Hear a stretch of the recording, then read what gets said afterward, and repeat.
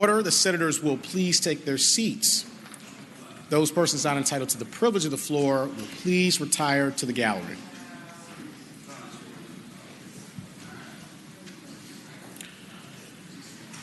The senators and all in attendance will please stand and be led in prayer by the Reverend Dr. John William Turner, St. James Presbyterian Church, King William, Virginia. Following the prayer, all will please remain standing and be led in the Pledge of Allegiance to the flag of the United States of America by Lindley Griffin, Deputy Director of Committee Operations and Calendar Clerk for the Senate Clerk's Office. Let us pray. O God of all that is, all that ever was, and all that ever shall be, bless this place and all who are within. Use the best efforts, the best thoughts, the best intentions of every person here to continue Virginia's transformation to a place where your will is done, your justice is given to all, and your love for humanity is reflected by all. Help us to do what is most needed and most useful for our sisters and brothers in this Commonwealth and around the world who are struggling because of storms, conflagrations, economic loss, or pandemic. Remind us that the opportunity to serve others is a gift. Serving you is a gift. Embrace us and lift us up to that holy challenge. Bless us, we pray. Amen. Amen. I pledge allegiance to the flag of the United States of America and to the republic for which it stands, one nation, under God, indivisible, with liberty and justice for all. Thank you very much. Appreciate it. Thank you, Doctor.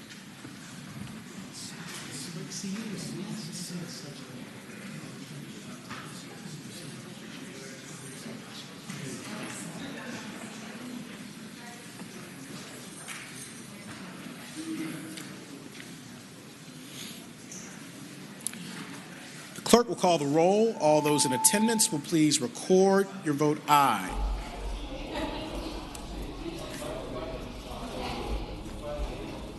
Clerk will close the roll. You have a quorum, Mr. President. Senate Journal for Tuesday, August 3rd, 2021. Senator from James City County, Senator Norman, moves the reading of the journal be waived. All in favor of waiving the reading of the journal will record their vote aye. Those opposed, no. Are the senators ready to vote? Have all the senators voted? Do any senators desire to change their vote? Clerk will close the roll. Ayes 30, noes 6. Ayes 30, noes 6. The reading of the journal is waived. The clerk will report the communication from the House of Delegates. Senior Senator from Fairfax, Senator Saslaw. Mr. President, I move that we waive the reading of the communications from the House of Delegates. Thank the Senator. The question is, shall the reading of the communication from the House of Delegates be waived? All in favor of waiving the reading will record their vote aye. Those opposed, no. Are the senators ready to vote? Have all the senators voted? Do any senators desire to change their vote? Clerk, close the roll. Ayes 33, noes 5. Ayes 33, noes 5. The reading of the communication from the House of Delegates is waived. The clerk will report any communication from the governor. We do not have any, sir. Thank you, Madam Clerk. Now comes the time in the morning hour where we get to recognize our special guests who have joined us here in the Senate gallery. I would remind everyone that the way this will proceed is that a senator will stand up and recognize their guests. I will then extend the warm welcome of the Senate, and we will all then clap together at the end. I would begin by calling on the junior senator from Virginia Beach, Senator Kiggins. Mr. President, I rise for the purpose of an introduction. Senator, has the floor. I'd like to take a few moments just to introduce our awesome group of interns who have joined us this morning up in the gallery. If you guys want to stand up. We've got Carly Vigent, Lucy Vigent, Caleb Anderson, Nathaniel Fair, Caleb Little, Alexis Rosenfeld, and Georgia Thompson. And these guys have been just awesome the past couple of summers. We were not able to bring you up here in person, so I'm so glad the Capitol is open so you can come see what we do in real life. But they've been great just with helping us place American flags out for the 4th of July holiday and stuffing envelopes for congratulatory letters for graduating seniors. We did some beach cleanup in the past, so they've just done a lot of just ground things and just been helpful. And some debates. We've had them participate in some debates and watching a lot of our session that was previously taped. So we're hoping to really just show them firsthand today what we do up here in the General Assembly. So thanks so much for joining us. Thanks, Mr. President. I thank the Senator, and thank you to our interns who are already standing. We appreciate all your tremendous work. Welcome back to your Capitol, and thank you for everything you do to make our legislative process go so well. We know that you'll do great things in the future, and I would ask everyone to please join me in extending the warmest welcome of the Senate to our outstanding interns.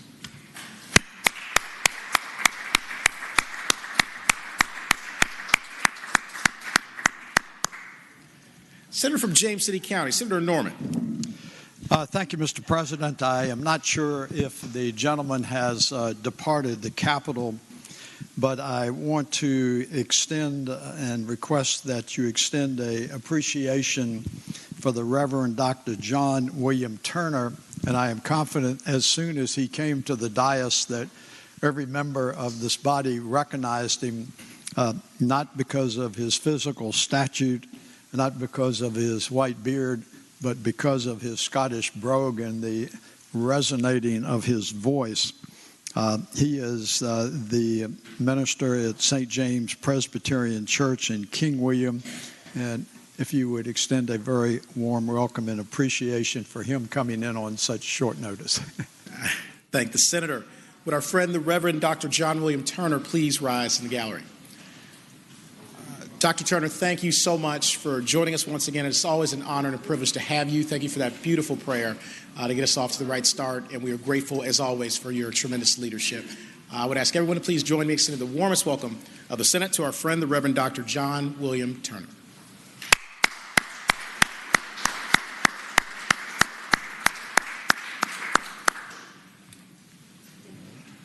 The junior senator from Chesterfield, Senator Chase. Thank you, Mr. President. I rise for the purposes of an introduction. Senator, it's the floor. Thank you, Mr. President. Again, in the gallery today, we are delighted, Mr. President, for you to introduce to us Mrs. Angel Hackworth, who is the wonderful, lovely wife of my seatmate from Tazewell County, the newest member of the state Senate, and to our family here from Richlands, Virginia. And I would ask, Mr. President, if you could extend the warm welcome of the Senate. Thank you. Thank the Senator. Would our friend, Miss Angel Hackworth, please rise in the gallery, if you're able. Ms. Hackworth, thank you so much once again for joining us. It's always a privilege and an honor to have you here in the Senate. Thank you for all that you do to make the Senator's service possible, and to your wonderful family. We're very grateful to you as well. I would ask everyone to please join me in extending the warmest welcome of the Senate to our friend, Mrs. Angel Hackworth.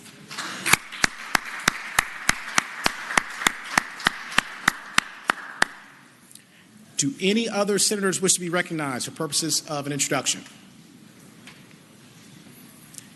Is there any other business to come before the Senate in the morning hour? Seeing none, resolutions, petitions, and bills are now in order. And the clerk will call the calendar. Senate calendar for Wednesday, August the 4th, 2021. Regular calendar, Senate bill on second reading, Senate Bill 7001, a bill relating to emergent issues, pandemic response, and appropriation of Federal American Rescue Plan Act of 2021 funds. Reported from the Committee on Finance and Appropriations. Senator from Northern Fairfax, Senator Howe. Thank you, Mr. President. I move that we suspend the rules and grant the privileges of the floor to members of the Senate Finance and Appropriations Committee staff. Thank the Senator. The question is, shall the rules be suspended and the privilege of the floor be granted to the members of the Senate Finance Committee staff? All in favor of the motion will record their vote aye. Those opposed, no. Are the senators ready to vote? Have all the senators voted? Do any senator desire to change their vote? Clerk will close the roll. Ayes 38, noes 0. Ayes 38, no 0. The rules are suspended and the privileges of the floor are granted to members of the Senate Finance Committee staff. For purpose, Senator from James City County, Senator Norman rise.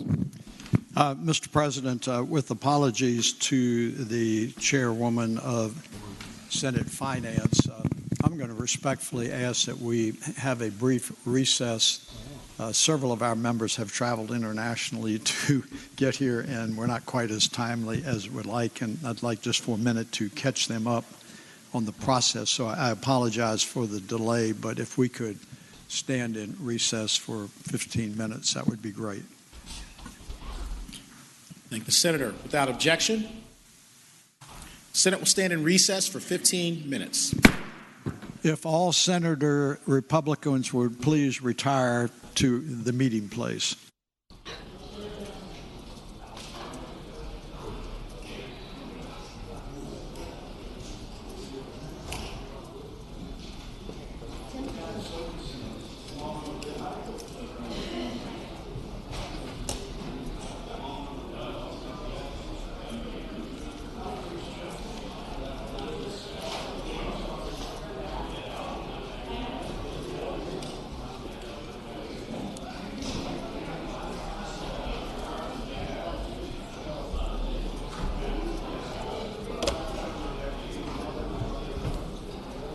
Toby, 2 or 3?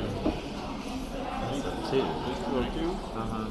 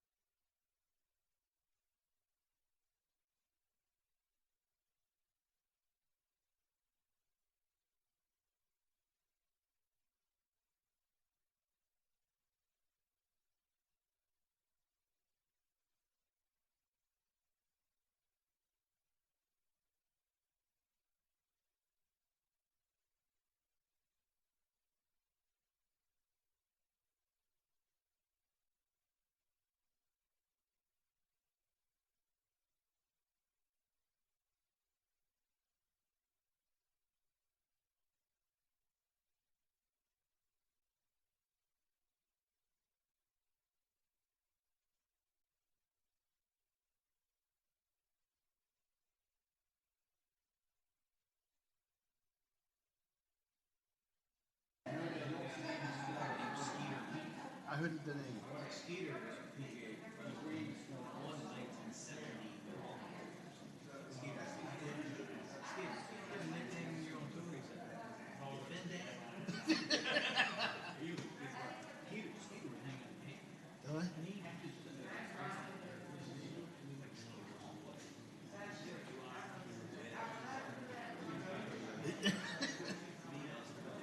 You know what happened about the saying, "Well, you haven't approved me." I said, "No." I said, "This old white guy told me to listen." I was trying to keep up with them young bucks. He said, "I was hitting the hard and going everywhere." He said, "They can hit it 200 yards." He said, "But 2 times on the fourth, they're going to go in the woods. All you got to do is hit 100 yards and you're done. Stay the family." He said, "Believe me." Yeah, well, you're young guy. But he said, but especially, he said, "But believe me, if I don't keep going in the woods, they can hit 200 yards, but you don't say what they're going to do. Stay the family." He said, "You jump up and play the same time." So no. So he had me. He said, "I got that number two-piece ball. I got the soccer ball because he said on the green soccer ball. He said, don't worry about trying to hit it for this guy. You're not gonna do it. Just stay in the family." He said, and the soccer ball on the green soccer. This will be here somewhere.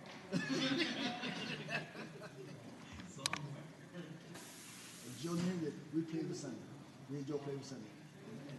And we laugh at Joe. We say, we take a bet on Joe Lindsay because we know between 11 and 13 holes, he go in the water on the drive every time. Everybody betting how much. And then the second thing bet him on is how many times he can say, "Fuck me." So they did the whole breakdown. Everyone just like that. Everybody combined his coffers resignation, but in New York, Mayor statute, the House delegates can impeach him. He has to leave office. Has to waiting until the Senate decides whether or not to convict, which is a little different. It's different from the federal process. Certainly. Now, is he single? We didn't even say in this article. No, he's married. He has daughters. Yeah, but he might be divorced because in the article He might be talks about that he divorced. has somebody helping find his life.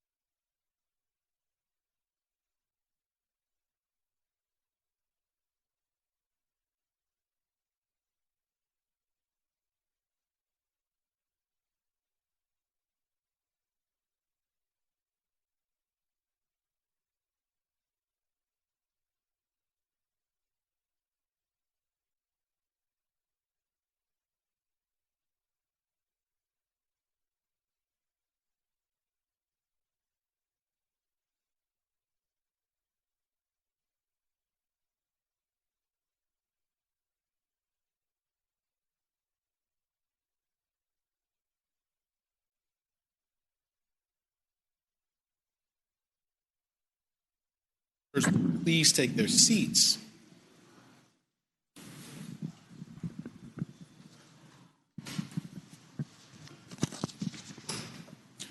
Call on the senator from Northern Fairfax, Senator Howe.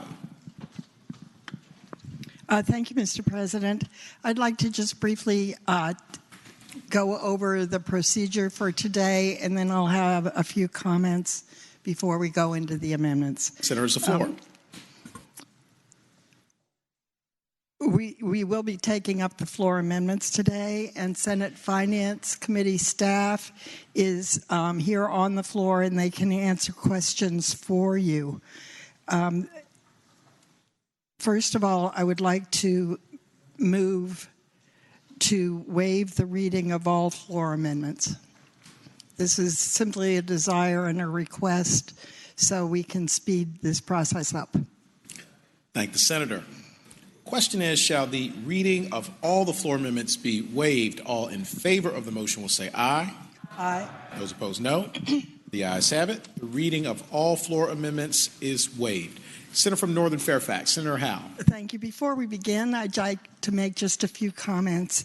As I mentioned at our Senate Finance and Appropriations Committee meeting, the pandemic has been challenging for all of us, and I've been proud of the way that we've worked together in the Virginia Senate for the people of the Commonwealth.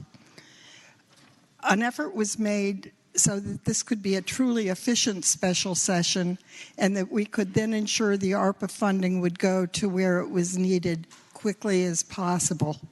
To help get us to the situation where we could move just as expeditiously as is humanly possible, with the goal of helping our hurting Virginians and our Commonwealth's businesses, we've done the following actions already. On June 14th, I requested priorities from all members of the Senate. 4 Republicans and 16 Democrats responded to that request. Staff analyzed each of those priorities and gave them determination of what the cost would be. We briefed and conferred with conferees who were in Richmond. The senator from Southern Fairfax, Senator Barker, and I conferred with 2 House members in the administration to make adjustments based on the responses we had received from members. The bill before you is based on those negotiations. Senate Finance and Appropriations Committee staff has briefed the whole Senate and answered questions from individual members. And we have accepted these floor amendments, and staff has prepared more than 140 of them. So today we will be going through the 4 floor amendments. In addition, the following guided our decision making: that the ARPA state funds are one-time and should be prioritized in a similar manner to the extent possible. Ongoing items that would require general fund expenses in the out years were not included. These ARPA funds must be designated and used in the categories allowed under federal guidance, which unfortunately has been slow and somewhat shifting.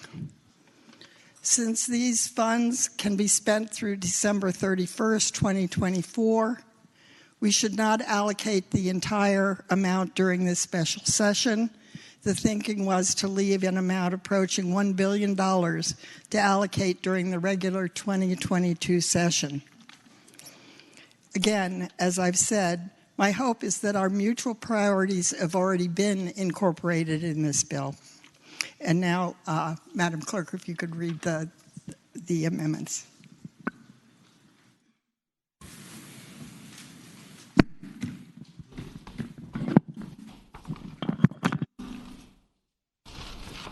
Go ahead.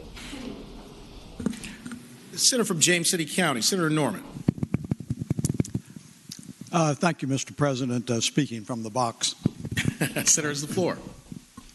Mr. President, I appreciate the comments of the chair lady, and I will reserve some of my observations pending us working through the disposition of the various budget amendments that have been offered.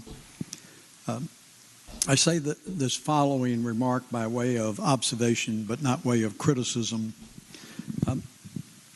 Because of the unusual circumstances, and let me add that I'm a person who never in my public service career embraces the argument of uniqueness. But because of the unusual circumstances that we are dealing with, the general public, I think, has less than immediate access to what the individual senators have proposed in the form of budget amendments, whether they are Republicans or Democrats. It did come to my attention this morning that until just a few minutes ago, none of the budget amendments had been posted for the public to observe. However, I am advised that Senate Finance staff has been advised just recently that they have been posted. It does occur to me that without regard to any partisan persuasions, that we have a corporate responsibility to give the general public an opportunity to, at least from a cursory standpoint, to see budget amendments that have been introduced. My bottom line, Mr. President, is this, that I am told we are going to have to recess until the early evening hours, which I am anticipating with great enthusiasm. But, sorry, I couldn't keep a straight face on that, sir. It does occur to me that it would be premature, if not precipitous, on the part of the Senate to start dealing with these budget amendments, regardless of the ultimate disposition, without the general public even having an opportunity or a reasonable opportunity to review them. And if we're going to enjoy the evening hours today, perhaps it would be more appropriate to not take up any of the budget amendments, at least for some period of time, until the general public can review them. That is not intended to be dilatory, delaying, or any political tactics from my modest mind. It just seems as an appropriate measure to me. So I do offer that as a suggestion. Thank the Senator. For what purpose is the junior senator from Chesterfield, Senator Chase, rise? Thank you, Mr. President. I rise also to speak in regards to Senate Bill 7001. Senator's the floor. Just a suggestion that I would also make for those of us, the legislators who are not in the Senate Finance Committee, it would be very helpful if we had plenty of time. And I know I'm so appreciative of the opportunity to be able to submit budget amendments. That was not my understanding going into this process, that we would have an opportunity to introduce floor amendments, and was delighted to hear around 2 o'clock yesterday that we would be able to offer those amendments. Unfortunately, our business did not conclude here in the Senate chambers until about 4:30 yesterday, leaving our staffs scrambling, trying to get the appropriate budget amendments put together and submitted. And as a result, two of my budget amendments, one which would have been a forensic audit of our Virginia election, that was not able to be added. And secondly, there was one that would provide relief for our business owners who are landlords. So neither one of those subsequently was able to be submitted. And I think there was a little bit of confusion about when physically they needed to be submitted. But nonetheless, I would just like to ask, upon future requests as we move forward in November, maybe if these requests could be put in writing, or we were allowed as legislators who do not serve on Senate Finance Committee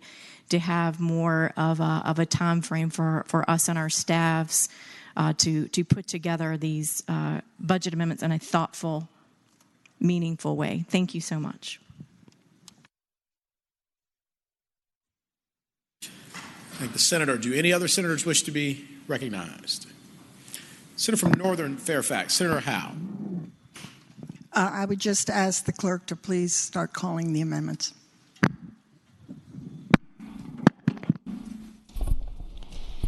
I will be calling these by the member's name, and we're keeping track, so if you become a little distracted, we'll get you back on the right track.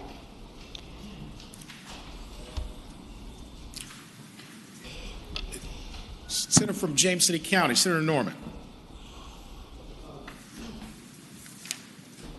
Excuse me, Mr. President, while I do object to taking the matters up at this point in time, I'm grounded in realism. Mr. President, I have gone through and read the budget amendments, which took some period of time, and it was very enlightening for me. Preemptively, I would respectfully ask Madam Chairperson to consider taking up two procedural budget amendments that I have. The first one, well, let me back up. Because this is a rather unusual document that is only identified by lines as opposed to item numbers, it makes it a little challenging to deal with. And everyone in this body knows that when we deal with budget amendments, normally they are identified like 1041S, and that's how we deal with them as an exception. The first procedural amendment I would ask to be considered preemptively, and I'm not trying to disadvantage or step over anyone, is that it would allow any senator to take exception by a particular line on a single topic or subject matter to allow her or him to say, I am refraining from voting on this particular subject or topic because I have a conflict of interest, but I will be voting on the remaining portions of the budget, and that would be consistent with the process that we follow, even though this is a rather unusual document. If Madam Chairman wants to address that, then I will address the second one, or I can do it now. Okay. Mr. President. Senator from Northern Fairfax, Senator Howe. I've been assured by the clerk that people will be able to use a line amendment and say that they would like to abstain from that line amendment or line amendments, but vote on the remaining budget. So I view this as unnecessary. Senator from James City County, Senator Norman. Thank you, Mr. President. I understand the explanation. Then I am certain that Madam Chairperson and every member in this body wants to maintain some degree of consistency. And in essence, as I understand that there has been an assurance that an individual senator may take out a particular subject or topic for purposes of announcing they have a conflict on it, that basically is what we would call being separate and severable. So my second procedural amendment that is before you, Mr. President, that I would ask for consideration, because we have crossed the Rubicon and have allowed a senator to pull out a particular topic or subject for purposes of a conflict, I would further expect it would be reasonable to allow any senator to identify a single topic or subject for purposes of considering as an individual vote on being separate and severable. So I'm hopeful that the body, out of a sense of consistency and fairness, would agree to that amendment, Mr. President.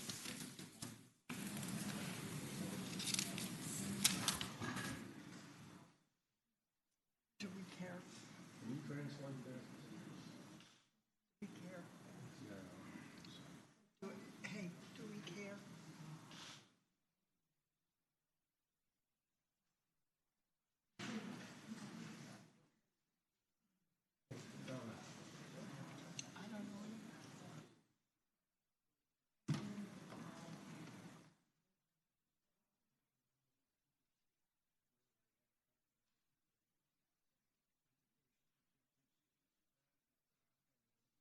I've been the subject of that way.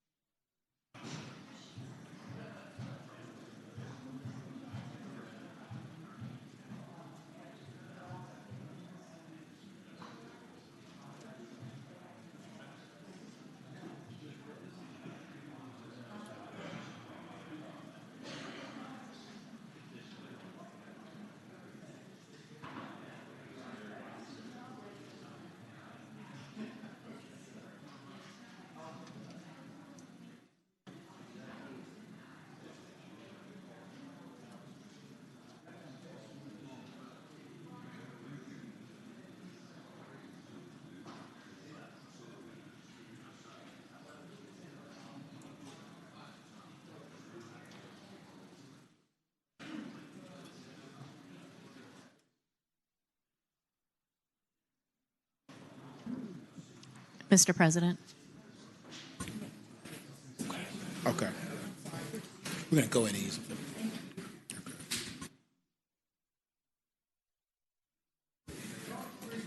Senate will be at ease.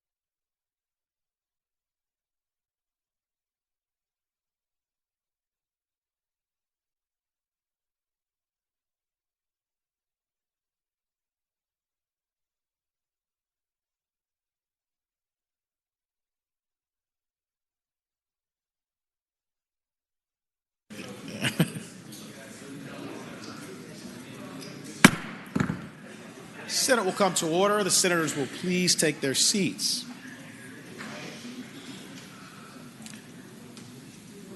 Senator from James City County, Senator Norman. Thank you, Mr. President. I would respectfully move the indulgence of the Senate to allow the separate and severable amendment that I have offered to be taken out of order, sir. Without objection? Seeing no objection, Senator's amendment will be taken out of order and up for consideration.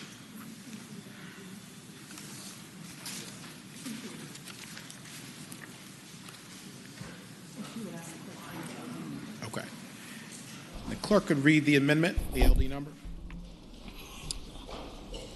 It is LD 213-00240A.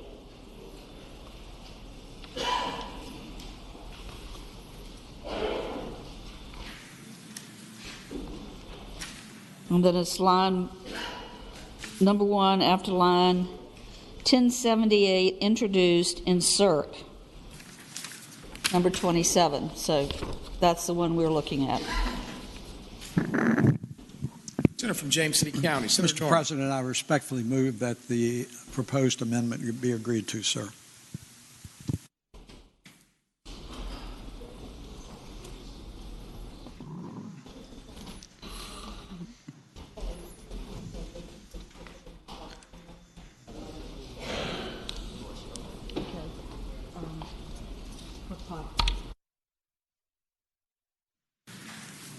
For purpose, Senator from Prince William County, Senator McPike rise. Mr. President, I would just offer support for the amendment simply for allowing the members to note various objections within the budget themselves. This is procedurally a means to do so. Otherwise, it's my understanding from the clerk that there would be left some inopportune moments where maybe a senator may not be able to appropriately record a nay vote within this budget. So thank you. And again, support the measure.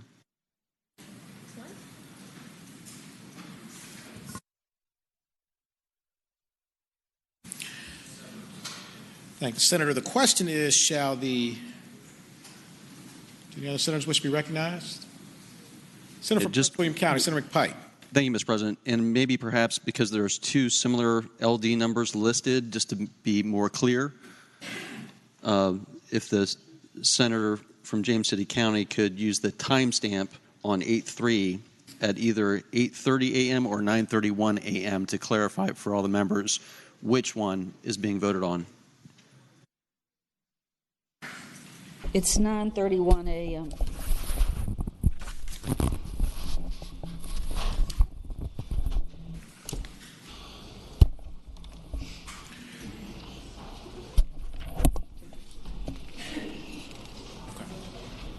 Question is, shall the Senate agree to the instant floor amendment? All in favor of the motion will say aye. Those opposed, no. The ayes have it. The Senate agrees to the floor amendment. Mr. President. Senator from Northern Fairfax, Senator Howe. With the desire of hopefully expediting this a little bit, I wonder if the clerk could ask if anyone would like to withdraw any of their amendments. Thank you, Senator. Okay.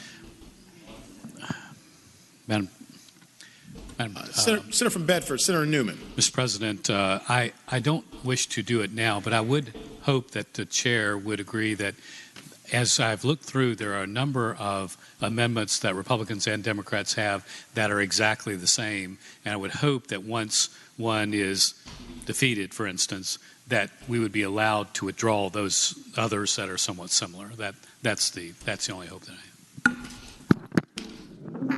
Thank you, Senator. Mr. President, over here, this box.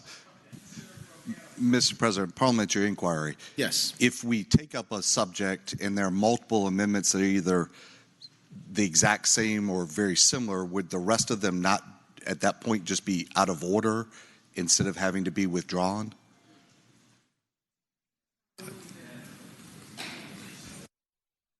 or if they're the exact same.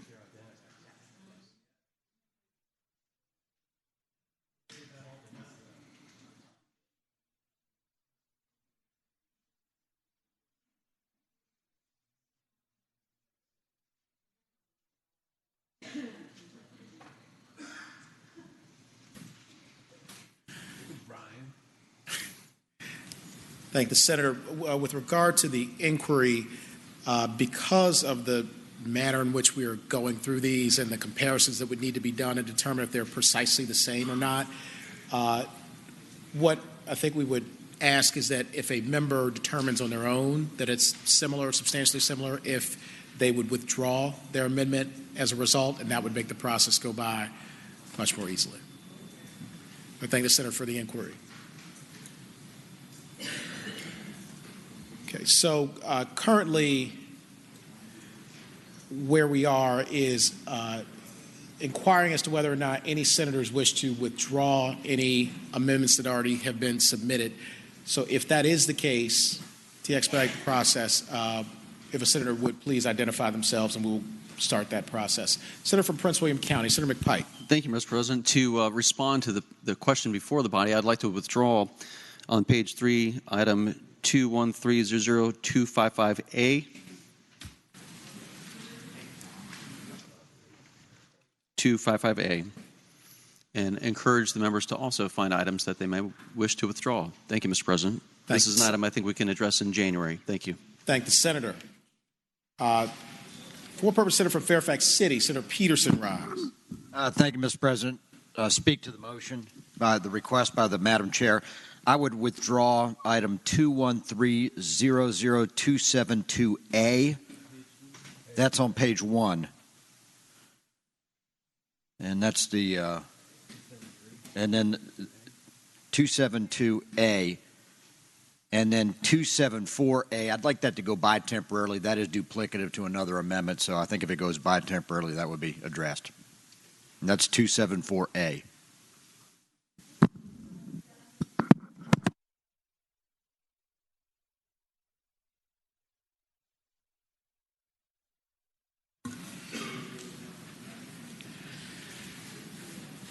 Okay.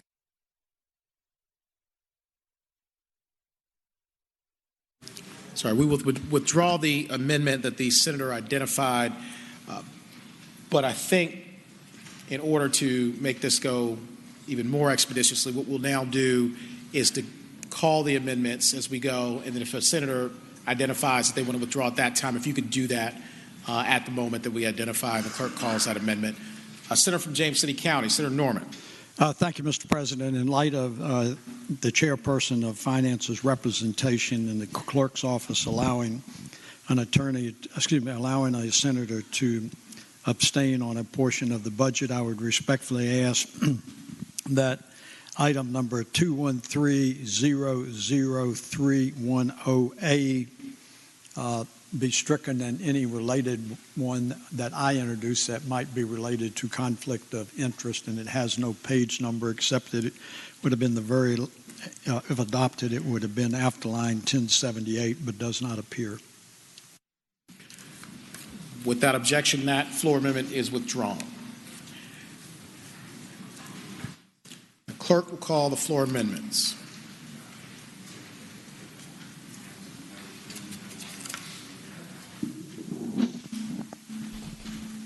Senator Ruff.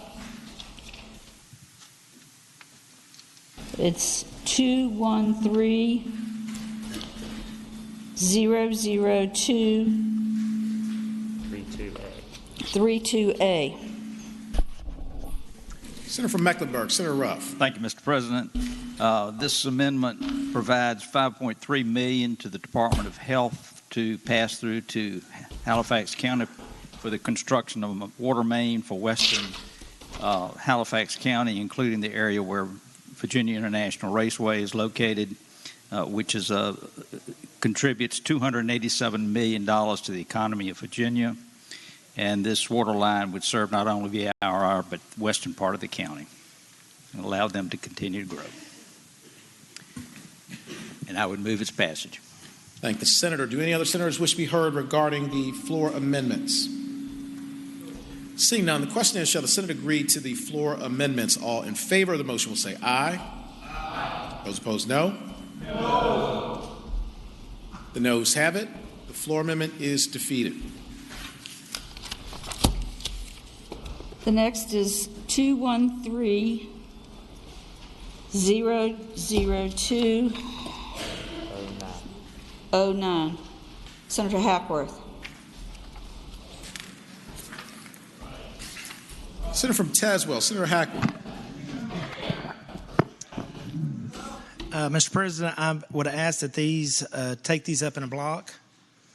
Without objection. Okay. Thank you, Mr. President. And speaking of that motion, I move that the amendments be agreed to. Basically, it is appropriating $66.6 million in ARPA funds in FY 2022 to provide a $5,000 one-time hazard pay bonus for state support and locally funded staff of sheriff's departments or regional jails in the FY 2022.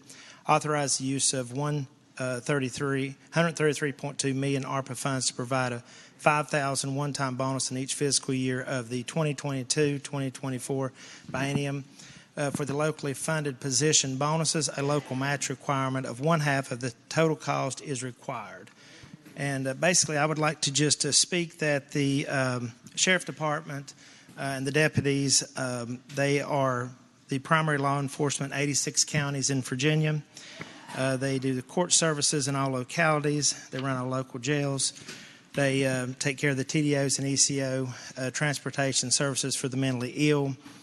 And they are vastly understaffed, and we would like to request this $5,000 one-time bonus as stated. Thank the Senator. For what purpose, Senator from Northern Fairfax, Senator Howell rise. Thank you, Mr. President. I rise to ask that people reject this amendment. We all have tremendous respect for our sheriffs and have been actually for the past several years dealing with additional funding for them and with the compression problem.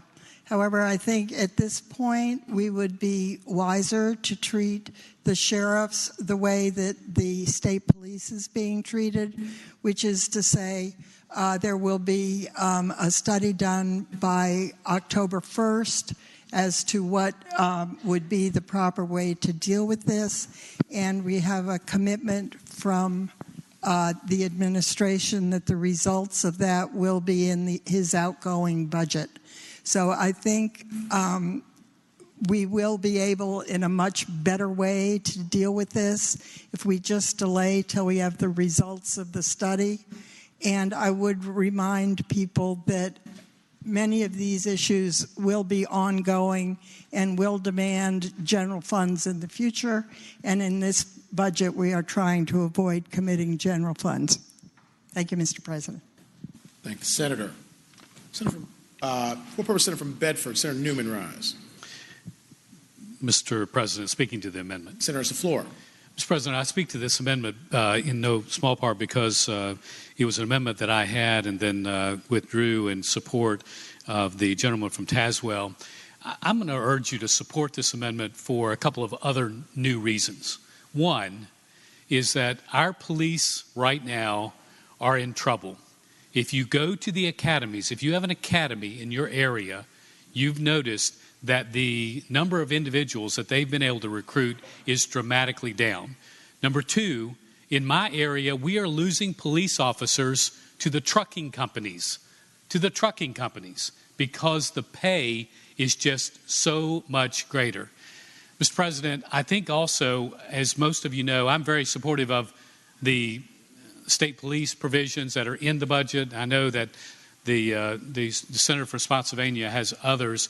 But I think the message we're sending today in regards to our sheriffs is important at this critical time. This would be a message that simply says that while we are going to take care of our state police, may even do it more, that we care deeply about our sheriff's deputies at this time. Number two, if you say, well, what about the police departments? I got to admit, I've got an amendment that goes after police departments too, because it's those two. When you look at that primary group, like in Bedford County, that is the law enforcement agency, 88% of all criminal matters are dealt with by the sheriff's department, and they simply can't recruit enough to bring them in.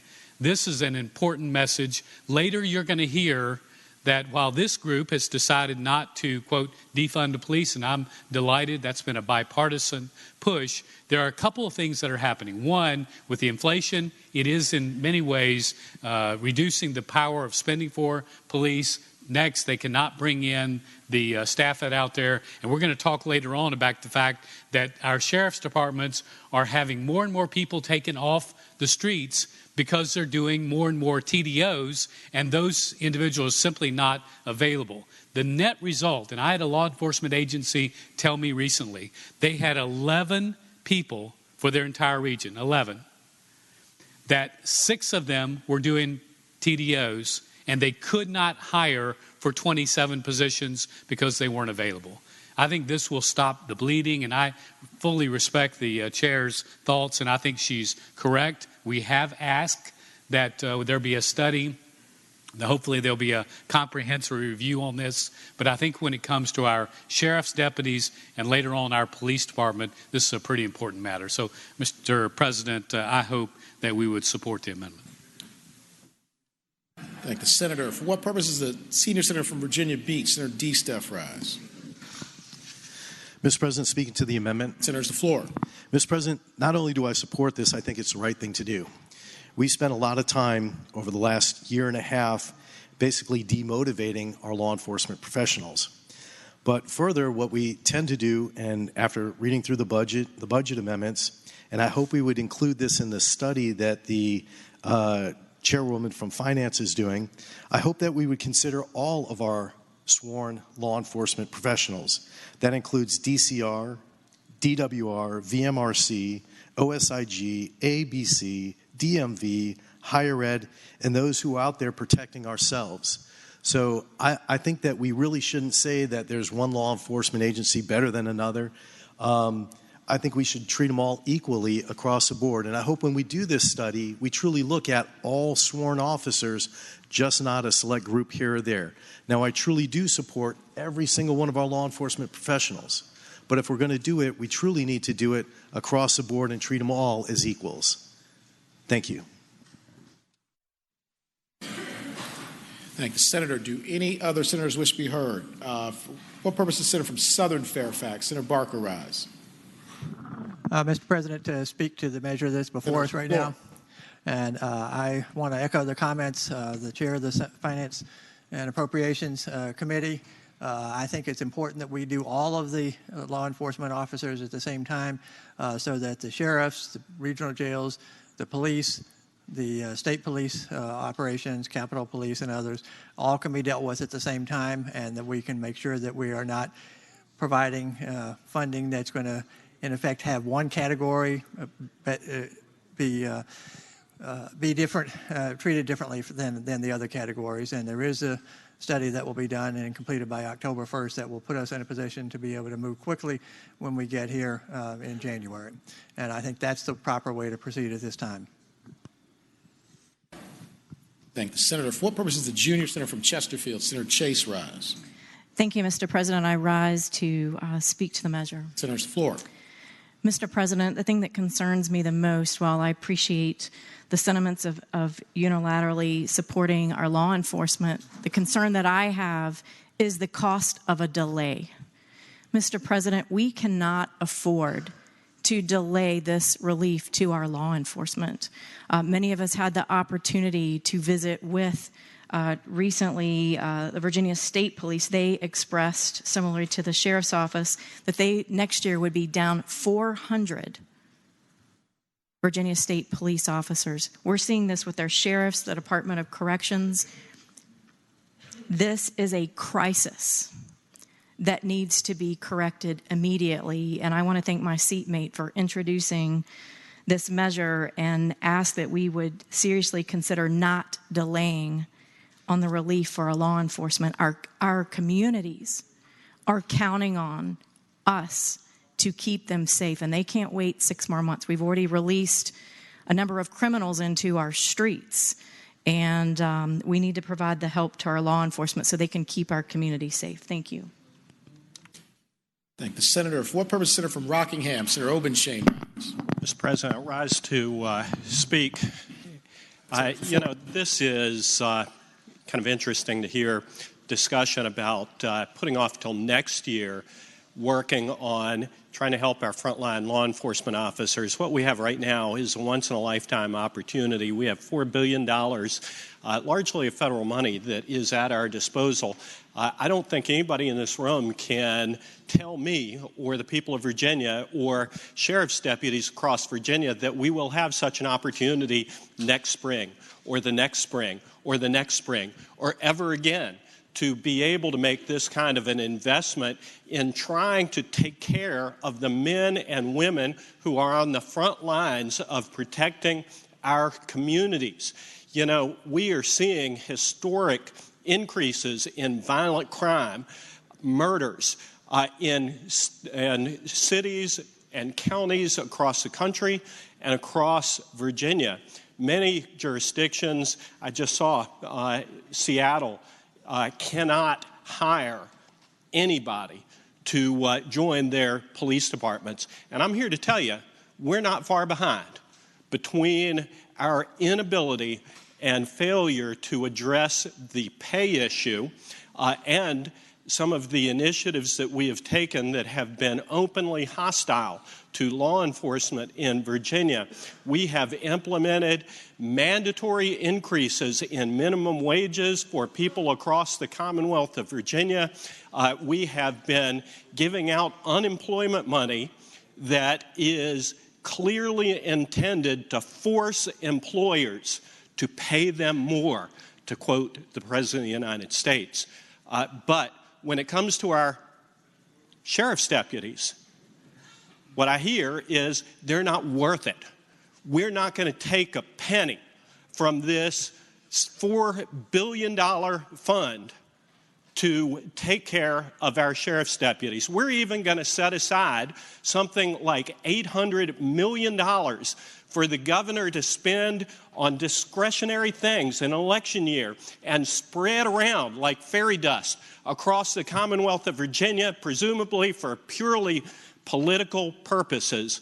But we're not going to take care of these men and women who protect us, who answer those calls at 2 o'clock in the morning and are there to take care of us and our families. I think it's something we ought to be ashamed of if we do not support this amendment. I have more confidence in them. I have more confidence in you. I hope that we will adopt this amendment. It is the right thing to do.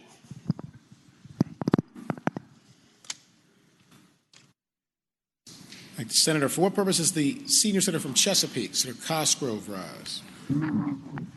Speak to the measure, Mr. President. Senator's the floor. Thank you, Mr. President. Ladies and gentlemen of the Senate, I know it's been said that a study is going to be done and we're going to look at it in future years. But we've seen studies come and go in the past. Sometimes they happen, sometimes they don't. Sometimes they come up with recommendations, sometimes they don't. Sometimes the General Assembly accepts their recommendations, sometimes they don't. We have a unique opportunity here to show our sheriff's deputies throughout the Commonwealth of Virginia that they are valued, that we do believe in what they are doing and the job they are doing, which is extraordinarily dangerous. But whether they're working in a correctional facility like a jail or a serving process or whatever, they have a very dangerous job. This is a one-time opportunity to take the money that's here and show them that we actually do believe in our sheriffs and their sheriff's deputies. I hope that we will support this amendment. Thank you. Thank the senator. For what purpose, Senator from Henrico, Senator Donovan, rise.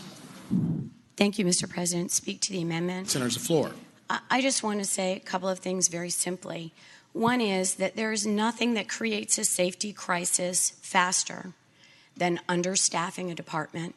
And it doesn't matter if it's in a hospital or in a police force.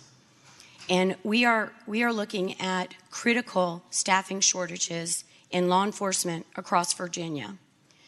The study that we're talking about is intended to look at compression and salaries and competition. with the rest of the private sector. What we're investing today is money from a crisis to divert from further crises. And we need to make an investment in our law enforcement. And I will suggest to you, too, I'm so glad that we're in agreement that we are not going to defund our police. But it is my suggestion that you can do that passively by absolutely not supporting them and creating a hostile environment for them to work in and making it so that they are attracted to go to other arenas, and it will have the same result. And we have to actively counter the passive attack on law enforcement in Virginia. Thank you, Mr. President. Thank you, Senator. For what purpose, Senator from Arlington? Senator Favola, rise. Thank you, Mr. President. To speak to the amendment. Senator, has the floor. Thank you, Mr. President. I would just remind my colleagues that the local enforcement of law, the protection of our communities, is very much a local government issue as well. And our communities are receiving a fair amount of federal dollars. And I believe localities, in fact, will allocate some of those dollars for one-time bonuses for the sheriffs. And I expect that that will take place throughout many of our jurisdictions. So given the analysis that the chairwoman of Finance and Appropriations gave us, I think the issue before us is really, let's allow our local governments to make the determination about how they're going to bolster on a one-time basis their sheriffs, and let's go forward with a study that really looks at structural deficiencies, pay compression, what we need to attract and retain our sheriffs. Those are long-term issues. That requires a look when you really have ongoing money to allocate. And I believe that we'll all be on a very similar page when it comes to addressing the real structural changes. Given this context, I support the chairwoman's recommendation that we do, in fact, take a pass on this amendment at this time and defeat it. Thank you, Mr. President. Thank the Senator. For what purpose, the Senator from Hanover, Senator McDougal, rise. Thank you, Mr. President. Speak to the amendment. Senator, has the floor. Mr. President, listening to the arguments, and I think people, both sides, make some very rational arguments, talking about the need to look at this structurally and what we pay our law enforcement. But I want to tell you a story of a call, text message originally on Saturday morning about 6:30. It's a major from one of my sheriff's departments said, "Can you call me as soon as possible? We're dealing with a situation." Well, having been a prosecutor and having received calls like that, the first thing my mind goes to is something really bad. So I called him immediately, and he goes, "We have a situation. We have some mental health individuals who are in crisis.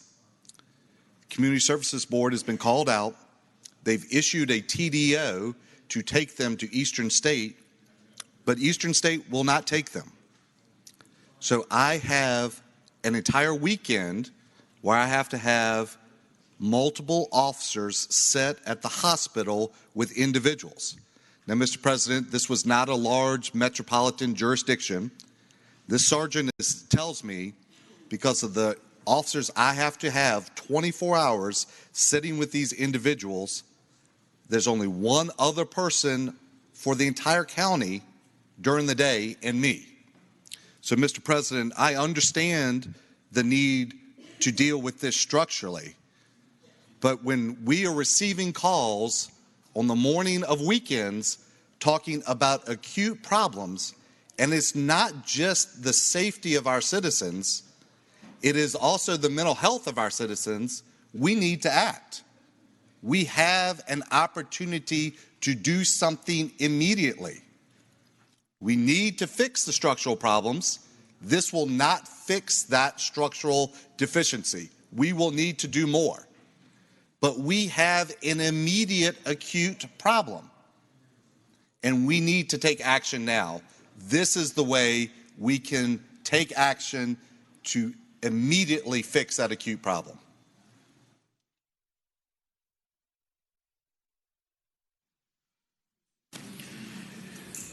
Thank the senator. Do any senators other than the patron wish to be heard regarding the floor amendment?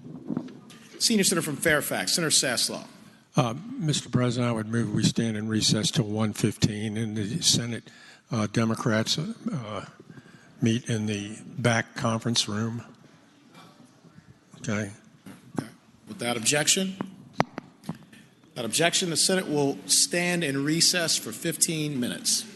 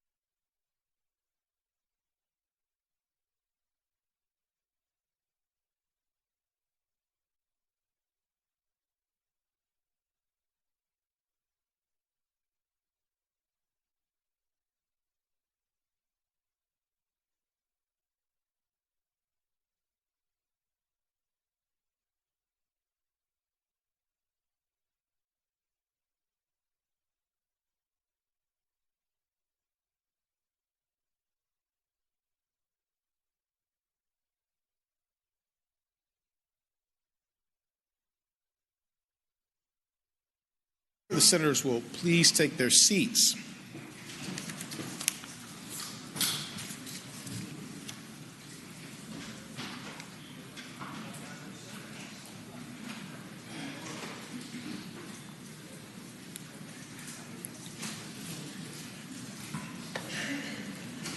Senator from Tazewell, Senator Hackworth.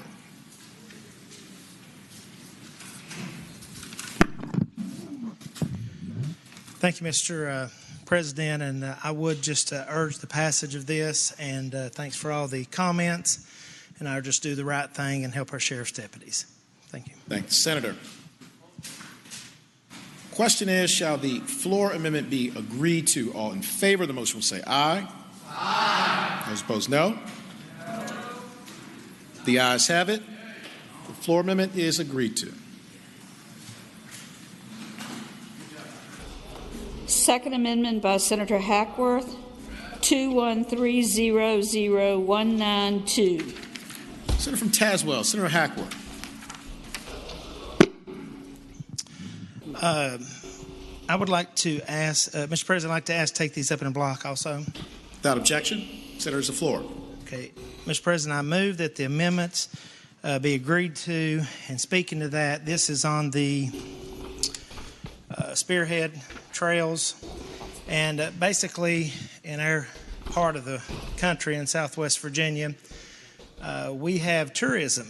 I would never thought of that 10 years ago, but it is alive and well. COVID has took a hit on that. And so just last week, we had the UTV takeover, and the UTV takeover actually brought customers and riders from coast to coast. And there was 8,000 wristbands sold. There was 4,000 UTVs. The problem that they had was because of the lack of parts available to fix some of the machines for the Rangers, they was not able to have the trails monitored and maintained like they needed to be. So we have put in for this $470,000 to help that, and we would ask that that would be passed. Thank the Senator. Do any other senators wish to be heard? Senator from Northern Fairfax, Senator Howe. I would ask that we defeat this amendment. Senator's the floor. This is the kind of item that we typically deal with in the general session in January. If we were to start earmarking like this, there would be really no end to it, and I would hope that we follow our more usual process. Thank you. Thank the Senator. Question is, shall the floor amendment be agreed to? All in favor of the motion will say aye. Aye. Those opposed, no. No. The noes have it. The floor amendment fails.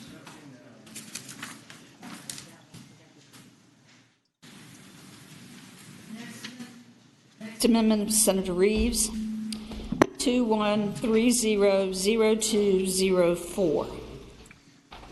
Senator from Spotsylvania, Senator Reeves. Thank you, Mr. President. I would, speaking to the floor amendments, I would request that the floor amendments be taken up into the block. Without objection, Senator's the floor. Thank you, Mr. President, members of the chamber. I'd like to first by recognizing the senator from Northern Fairfax and Southern Fairfax. As I understand it, in the negotiations with the House, they tried vehemently to get more money for our Virginia State Police. So I want to first say thank you, Madam Chairman, for your work on this. I know you are frustrated, as we have. You and I have both spent some time on the Crime Commission and understand what's at stake here. What I'd like to do, Mr. President, is explain what I'm asking to do. And unlike our Sheriff's Department, our Virginia State Police, I think, are the cornerstone of professionalism to the rest of the law enforcement in our Commonwealth. And to bring some clarity to that, I would only tell you that when I took on this venture, I happened to go to the same briefing along with Senator Morrissey and was just dumbfounded about the state in which we find the state police and the condition that they're in. And Mr. President, I would tell you, when I announced that I was going to try to carry a $43 million bill to fix the state police, I never thought in my wildest dreams that one of the most liberal newspapers that's in my district, the editorial board, would come along with me on this, Mr. President. The Daily Progress stated that they agreed with my assessment of the state police and that, more importantly, they agreed with what Colonel Settle had said. And I'd like to quote the superintendent of the state police, if I can, Mr. President. He said, "We can no longer carry out portions of our mission. Our ability to respond to emergencies throughout the Commonwealth is imperiled, and we cannot compete for applicants who reflect the diversity and cultural responsive values that Virginia deserves." So let me share a couple of facts. I'm not sure everyone got the brief, but I want to make sure that you're aware of what's at stake. We have an opportunity to take and fix something in front of us right now with the monies that we have. Right now, we can make sure our state police are funded and they can right the ship. And I think that's important because I think the senator from Rockingham and the sheriff's discussion commented about what we put off till next year and the year after. This is money we have now. The state police don't need another study. They've done their own study. They're sharp people. So let me just share these facts. The amount of voluntary withdrawing from the hiring process in 2019 for Virginia State Police was 84%. 84%. The cost of attrition the last 5 years for the VSP is $68.7 million lost. $68.7 million lost. I'm asking for almost 1% of the monies that we have out there. We had 408 troopers resign before they're retirement eligible. They went on to other careers. And as we talk today, there are 334 trooper vacancies. So you might ask, what does that mean? What does that mean to our families and the citizens driving in the Commonwealth and the departments that ask the state police to come in to help them when they can't cover some of the incidences they have? Well, our troopers are now required to work a 12-hour shift. And let me tell you, as a former police officer, 10 was about the best I could do on a shift before I'd start getting googly-eyed. I will tell you, they're having to bring troopers from other jurisdictions. They're canceling days off, and they're having a hard time with all the overtime. Their overtime has skyrocketed, and let me tell you what it's at. I believe it was at 156%. And Senator Morrissey, if I'm wrong, you can correct me. We have staggering vacancies and increased call limits, that proactive safety performance, and we're down by 29%. So now our roads that are already clogged and have accidents every day are now 29% less safe than they were because we don't have a police presence out there. Now, I know the members in this body, and I know when we find an issue that we all agree on, we fix it.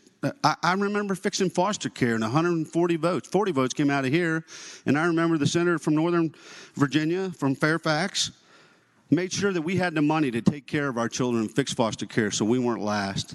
Ladies and gentlemen of this chamber, you have the opportunity right now to do the right thing with the monies that we have. Guaranteed money that's in the bank. We can write the top of the organization today. You can take the fight up with the House. Now, they're going to fight you, but I'd rather we all go together than to be divided out of this chamber, especially with our Virginia State Police. Mr. President, I thank you for the opportunity to stand on behalf of the Virginia State Police, and I thank the members of the chamber. Thank you, Senator. Do any other senators wish to be heard regarding the floor amendments? Senator from Northern Fairfax, Senator Howe. Thank you, Mr. President. I feel like I'm having to jump up pretty often, which is unusual for me. The senator from Spotsylvania is correct. I would like to fix the situation for our state police and was willing actually to put more money in for them. However, we have put in more than they asked for. Let me repeat that. We've put in more money than they asked for. That is a very unusual situation. As you know, we are usually having to cut requests. In this case, we exceeded their request. But we've gone farther and are really sincerely trying to solve the problem that they have had with compression and retention and relocation. We're going to be having major study coming out in October 1st as to what the real needs are and what the long-term solutions are likely to be. The governor is committed to including the results of that in his next budget, and it would be my expectation that we would all vote for that in our next budget. And in fact, I will be requesting that it be put in the caboose budget so it will be much quicker. It would go into effect much quicker than in the regular budget. So I am of mixed emotions on this, but I do ask that you vote against this amendment so that we can get a truly long-term solution to what's been a very bad situation. Thank you, Mr. President. Thank the Senator. For what purpose does the junior senator from Richmond City, Senator Morrissey, rise? Good afternoon, Mr. President. Afternoon, Senator. And thank you. First, I would tell the body that absolutely everything that the Senator Reeves said was correct. We did attend that briefing. It's one of the most professional briefings I've ever attended. A couple of other figures that I recall. Of the 1,200 sworn police officer positions, the number that are available right now that are vacant are 382.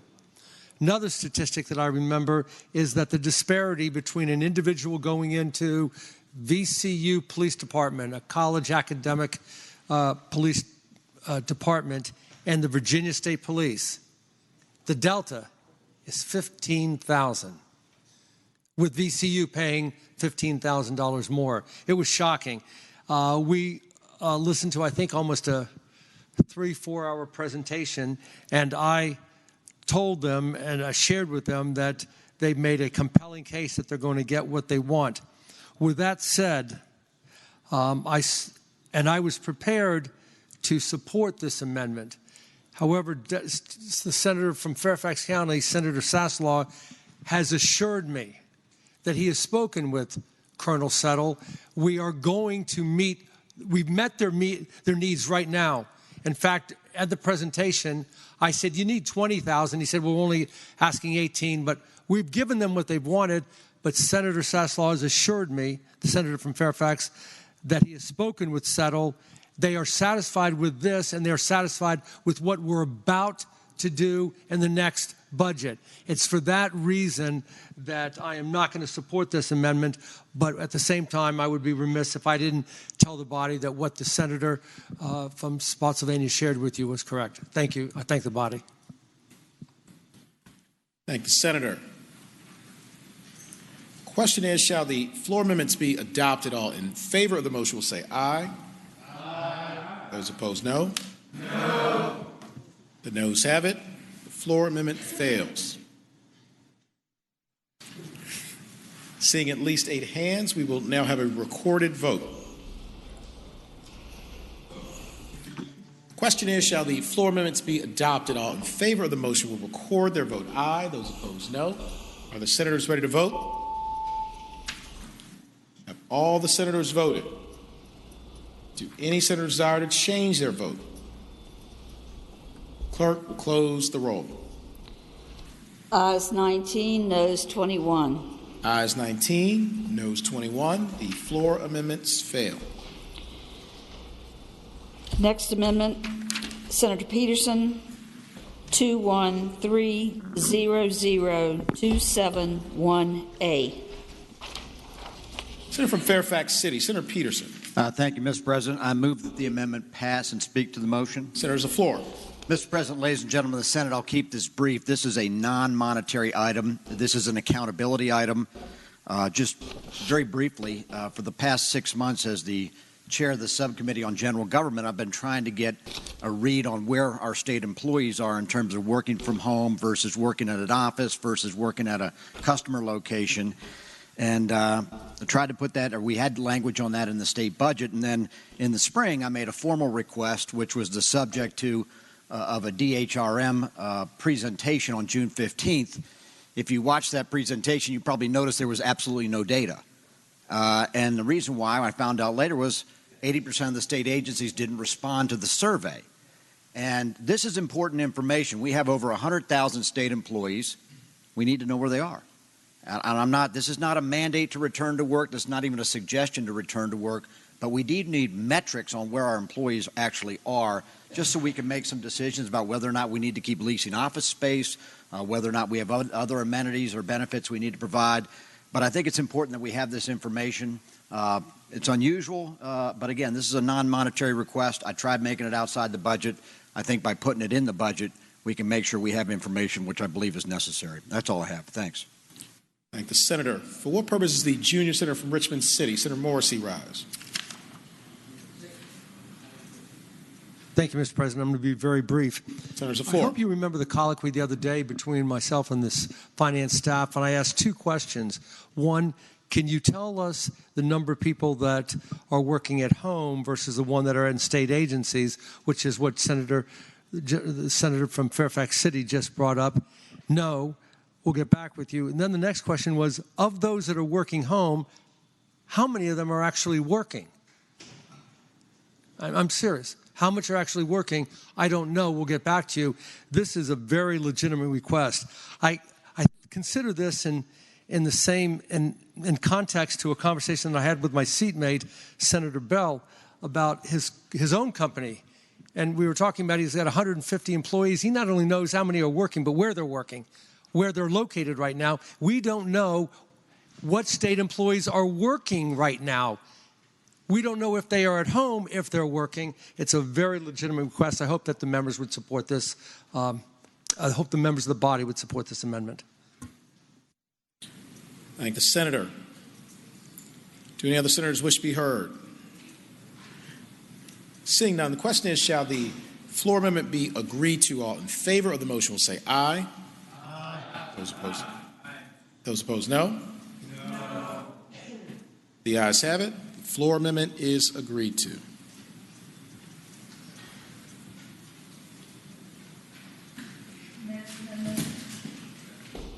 Item 213-00272A, Senator Peterson, has been withdrawn. Next, 213-00274A, Senator Peterson. And that should be by temporarily. Without objection? 274A should be by temporarily. Yeah, without objection, we will take that one by temporarily. 213-00273A, Senator Peterson. Thank you, Madam Chair. I move that the amendment pass and speak to the motion. Senator's the floor. Mr. President, ladies and gentlemen of the Senate, I'm going to try and hit the daily double here. Quite simply, I think this amendment speaks for itself. And let me just give you a little bit of detail. And I know you've probably gotten statistics from the DMV in the last 24 hours. I certainly have. In March 2020, the DMV closed all its service centers really across the state. And they slowly came back open. I have one smack dab in the middle of my district in Fair Oaks Mall. It's a very popular DMV service center, gets a lot of traffic. They slowly came back online in the spring and summer, or excuse me, the summer and fall of 2020, but there was no walk-in service. You had to call and make an appointment. And I'm sure you, like my office, your office probably has gotten a lot of calls from people trying to get appointments with DMV. Maybe it's a teenager trying to get a license. Maybe it's someone trying to get a renewal of a license or an eye test. Or maybe it's a driver privilege card, such as the legislation that my seatmate carried a couple years ago, which has yet to be fully implemented. And the appointment-only process, I've questioned it throughout. Not that it wasn't appropriate perhaps at the time, but yet it still continues with no definite ending date. I will remind you, in about 2 weeks, we're going to send 1.5 million school children back into school buildings across the Commonwealth. And our school divisions are going to figure out a way to do that, with or without masks, whatever precautions they need. But those kids are going back into school buildings. So we are going to have state buildings, state government, local buildings, local governments that are going to be housing large amounts of people. But yet what I hear from the Department of Motor Vehicles is they can't have people in their service centers because it's a public safety issue. Now, I've heard a couple different reasons about the appointment system. One is that it's more efficient, and the other is the customers actually prefer it. I'm not going to debate the efficiency issue. I'm going to leave that one alone for now. I will say in terms of the customer preference, I get complaints all the time about DMV and people not being able to get in. My license has been expired for 3 months, just to give you one example. On August 31st is going to be my 25th wedding anniversary. My wife and I are planning on taking a trip that involves an airplane. Now, hopefully I'll be able to get on that plane with an expired license. But the bottom line is, short of dropping the name Senator Chap Peterson, I just can't walk into Fair Oaks DMV and get it renewed like I normally would. And I don't want to drop the name Chap Peterson because you know what? It's more important than that. It's important that people be able to renew their licenses, that young people be able to get their licenses, and the people that are qualified for driver privilege cards be able to get that. And we can't do that if we keep working off this system. Now, my bill, listen, there's nothing magic about it. I just said 30 days after the signing of this bill, the DMV will be back open for in-person service, and they can put whatever conditions on that they want. They mandate people wear masks. They can do that. You know, have people make an appointment and make that a separate line to make it more efficient. They can do that. But they need to have same-day service.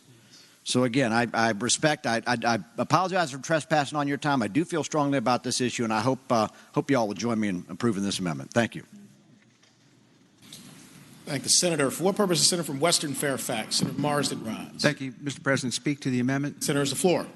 Mr. President, I think this is a very complicated issue, and I appreciate Senator Peterson's concerns. But you know, we're not hearing from the administration. We're not hearing from DMV to hear their issues. I think they are far more complicated than we can deal with just an order to have them reopen. And as chairman of transportation, I will pledge that we will have some hearings later this summer or early in September to determine what's going on so we can make a deliberate and careful decision come January the 1st. Thank you, Mr. President. Thank the senator. What purpose? Senator from Rockingham, Senator Obenchain rise. Mr. President, I rise to speak to the amendment. Senator has the floor. Mr. President, members of the Senate, you know, we get very few issues that upset our constituents much more than their inability to get into DMV. And I don't understand what the administration is doing with DMV, quite frankly, because some DMV employees are actually providing these services on a face-to-face basis. I don't know whether you know that or not, but in my district, you know, our DMV is closed everywhere, just like it is in Fairfax City and elsewhere in Virginia. But DMV has these units that are called DMV Connect, and they travel around Virginia and have in-person sessions where they provide these essential services to constituents. And they've been very gracious in offering to provide these services upon the request of legislators. And we've requested, and we've probably had 5 of these DMV Connects in my district in which they come for 3 days. And we're able to schedule about 200 appointments for our constituents. And there is nothing that has lit up our phones any more than constituents calling, begging for these appointments. And they've been so grateful because this is essential to their everyday activities. People are getting pulled over for not having the necessary credentials.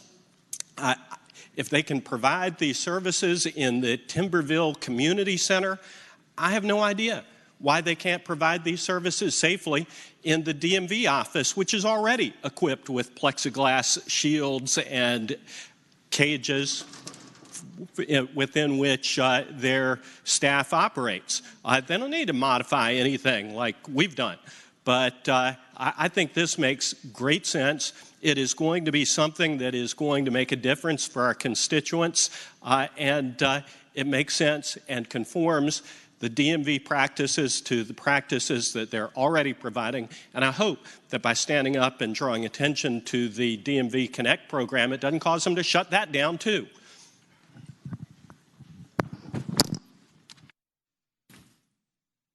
For what purpose? The senator from Hanover, Senator McDougall rise. Thank you, Mr. President. Speak briefly in favor of the amendment. Senator has the floor. Thank you, Mr. President. Mr. President, I'm not going to reiterate the arguments made by Senator Peterson and Senator Obenchain, but I will also bring to your attention that if you have a DMV select in your jurisdiction, they are providing DMV services now. You can go into your select and get an appointment and do all those things you could do at DMV except get a driver's license. So you can get a title, you can get a registration, you can do it at your select, which are operated by our commissioners of revenue or our treasurers. So, Mr. President, I think this is an excellent idea, and Virginians need to be able particularly to go in and get driver's licenses, and commend the senator for his foresight. Thank the senator. For what purpose, Senator from King George, Senator Stewart rise. Speak to the amendment briefly, Mr. President. Senator, it's the floor. Thank you, Mr. President. I have to commend my friend from Fairfax City. This is the most practical and best idea that I've seen since I've been in Richmond this week. My constituents are fuming all across the board, and it's been frankly outrageous that they couldn't get their driver's license or title or whatever it is that it needed. And I don't understand it because, as the senator from Hanover says, you've got these DMV selects that are conducting business as normal. But the DMV service centers, you've got to get an appointment, and people can't get an appointment, and so they're calling us to get them an appointment, which, frankly, I don't understand. And so I hope that we will support this, pass this, and I thank the gentleman for bringing it. Thank the senator. For what purpose, Senator from Fauquier, Senator Vogel rise. Mr. President, speaking to the measure. Senator, the floor. I apologize because I think my colleagues have said everything important that needed to be said except for perhaps one thing, and that is most Virginians don't know we're here. Most Virginians don't know we're in session. Most Virginians don't know that we're voting on a budget. But I got news for you. If Virginians knew that we were dealing with the DMV, if they heard or do hear that we're dealing with the DMV, they will know we are here. And I will tell you, to echo the sentiments of my colleague and to give my deepest gratitude to the patron for bringing this, this is probably, if I don't accomplish anything else during this session, it will have been worth my time. It is almost all we do. It's almost all Angie does in my office is deal with the DMV and try to get appointments for people. And people who need to get their CDL, people who need to get their registration, people who say I'm driving around with expired registration and I have something sitting on my front seat, so if I get pulled over, I can explain that I have an appointment, and here's the date of my appointment, and here's my piece of paper showing that date for my appointment. We are making people's lives miserable. We're causing huge holdups for businesses, and we're clogging up the system, and we are affirmatively doing that when we don't need to. And so I would urge the members of this body to vote for this amendment and help our fellow Virginians and help our offices. This is a measure of self-help. Thank you, Mr. President. Thank the senator. For what purpose, Senator from Northern Fairfax, Senator Howe rise. Speaking to the measure. Senator's the floor. I spend virtually every waking moment of my life with cable news as the background noise. And I listen to it, and I listen to it, and actually I learn something from time to time. And one of the things I have learned is we have very contagious mutant COVID variants going all through this country. So far, Virginia hasn't been as hard-pressed as others, but I am fearful that it will hit us. And if we put in the budget, the people must come to work, we are endangering some of our state employees. We might be endangering some of the public. It would be their choice whether to come or not. But I think it would be very unwise at this time, with all of the uncertainties, to require DMV employees to come to work. And I would predict that the upshot might be we would lose a lot of really good employees as a result. So I hope we do not vote for this. Thank the senator. For what purpose is the junior senator from Chesterfield, Senator Chase rise? Thank you, Mr. President. And speaking to the bill, to the measure, I've heard some of the concerns that were here today, and just a suggestion as potentially an amendment is if we could say that the DMV's open given a certain criteria with the Virginia Department of Health, whether it's hospitalizations or something to that extent to relieve some of those who are concerned. I think this is a great amendment. I plan on supporting it. Those of us who are in the private sector have had to get back to work, and many of those who are in the private sector believe if the private sector is back to work, well, the public sector should be as well. So if we have concerns going forward with the Delta virus, someone could potentially put in an amendment that it's subject to certain criteria related to the Virginia Department of Health and certain statistics, but I don't think that we should permanently keep our DMVs closed down. Thank you, Mr. President. Thank the Senator. What purpose Senator from Henrico? Senator Donovan, rise. Thank you, Mr. Chairman and Mr. President. And I apologize. I really was compelled to speak about COVID. We cannot fail to provide the services that tax dollars pay for in a time when we are absolutely not under a state of emergency, that we have the pandemic under control with the anticipation that there might be a problem in the future. The public sector is open with the exception of employees, but the private sector needs to be open. We have an accountability for the services that we require our citizens to have, like licenses. We need to open the DMV, and fear of COVID is not a reason for us to make decisions in anticipation of something that might happen. We need to rely on the facts, and the facts are now that community spread is not relevant to the risk factors we're really worried about, which are deaths and hospitalizations. There was a time when community spread predicted those other things. And with vaccination, we are well beyond that time. And we need to be very careful about what facts we cite and use to make decisions because we have an obligation to provide these services. I hope you'll support the amendment. Thank you, Mr. President. Thank the Senator. For what purpose is the senior senator from Fairfax, Senator Stanislaw, rise? Just to speak to the floor amendment. Senator's the floor. You heard what Senator House said a little while ago about the prospects, possibility of the future. I track on a daily basis, and I've been doing this since the last year. And I mean, the numbers go all the way back then. Back in January, February, and early March, we were hitting between 3,500 and 5,000 cases a day. There were a couple of days we were higher than that. But we continued going down and down and down and down until we were averaging between 150 and 250 cases a day. And it stayed that way for essentially through, May. Actually, it went down May and large part of June. And then the numbers, not the deaths. Fortunately, the deaths have stayed extremely low. I mean, some days we've had a few hundred cases here. We've had 0 or 1 or 2 deaths. But just over the last, about over the last 10 days, I want to read you the progression of numbers to give you an idea of what I'm talking about. 505, and I'm starting about 10 or 11 days, 10 days back. 505, 855, 1,087, 1101, 1175, 1246, then a slight drop, 1144, 1165, 1403, and yesterday, these numbers that I got this morning, 1,717.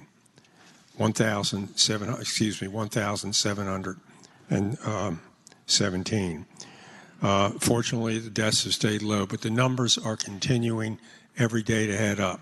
Nationwide, we had gotten down to the point where we were hitting between 15 and 25,000 cases a day. Now we're hitting, the last few days have been over 100,000, and 2 or 3 days ago, 198,000.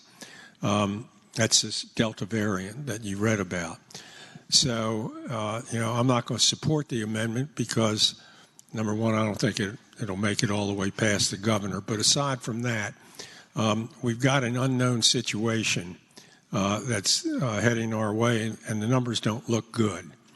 And that's, the problem that I have with this bill of tying the hands of the executive branch in the face of a problem that we haven't experienced for over 100 years. So think about that when you vote. Let's say a month from now, it's up at 3,000 or 4,000 cases a day. Hopefully it won't be, but suppose it is. I'm not sure you want to have these people back at work dealing with the public. Thank you, Mr. President. Thank you, Senator. For what purpose, Senator from Roanoke County, Senator Suderline rise? Thank you, Mr. President. Speaking to the amendment briefly. Senator, the floor. Mr. President, I appreciate the senator bringing this amendment, and it's perplexing to me that we're having this debate if certain government employees need to come back while we're here in a building full of government employees, surrounded in a square full of government employees where we've made so many others come do their work. If this is critical, this is what we ought to do. We ask everyone to do it. I thank the senator for bringing this bill. Thank you, Senator. For what purpose is the senior senator from Richmond City, Senator McClellan, rise? Speaking to the amendment. Senator, the floor. Very briefly, Mr. President, I feel compelled to speak on behalf of the employees at the DMV who actually are at work. And they're there in person. They're just there by appointment. What this amendment is about is not, do we bring them back to work? What this amendment is about is, do we put them in a situation where you may have employees that sit in the waiting room? So when you're voting, remember our DMV employees have been at work, are doing the best they can, and let's try not to bash them and debate the actual issue at hand. Thank you, Mr. President. Thank you, Senator. Senator from Fairfax City, Senator Peterson. Thank you, Mr. President. If no one else wishes to speak, I'll be super brief. Senator's the floor. And I'll just say, with all due respect to all my great colleagues, these are basically the same arguments that we heard 6 months ago when we wanted to reopen schools. Same arguments. And believe it, once they're open, they were open, and we got 1.5 million kids, God bless them, going back into those school buildings in a couple weeks. So I will just simply say, if you go to Fair Oaks Mall, there's over 70 shopping bays. Every single one is open for in-person shopping except one bay, the Department of Motor Vehicles. So let's get this passed. The Republic will survive, but at least we'll get the DMV service centers open. Thank you.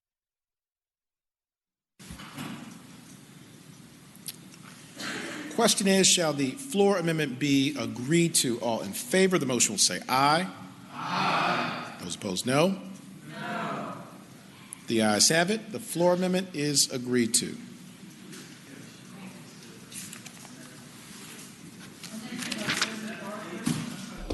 Two 213-00234A. Senator from Southern Fairfax, Senator Barker. Senior Senator from Fairfax, Senator Sasla. 6:30. Mr. President, and I know there'll be some groans, I would move that the Senate stand in recess until 6:30.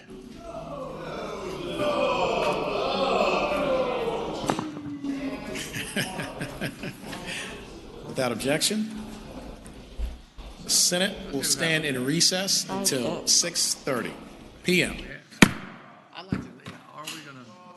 Did you? Senator from Lynchburg, Senator Peake.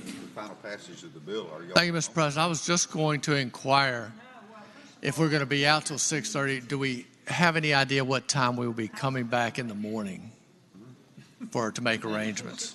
Okay.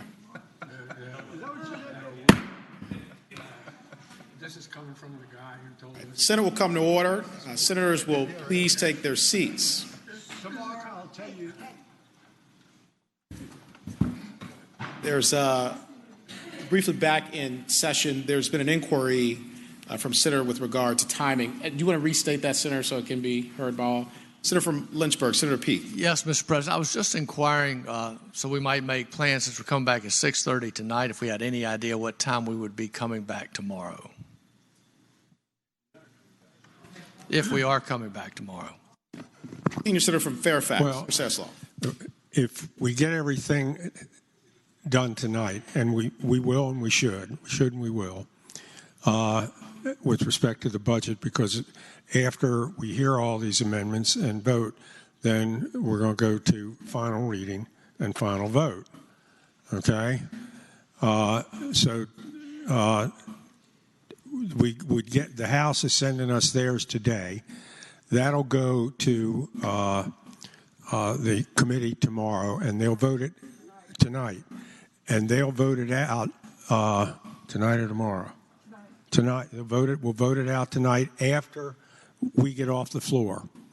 And it'll be on second reading tomorrow, which is the amendable, is not the amendable. It'll be on second reading, and then we can waive the constitutional reading or do it on, just do it on Friday, which is what the original schedule was.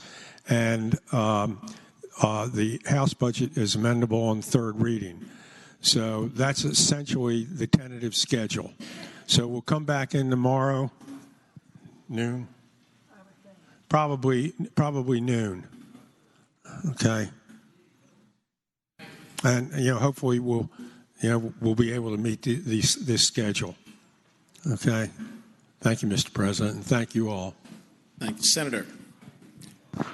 Senate will stand in recess until 6:30 p.m.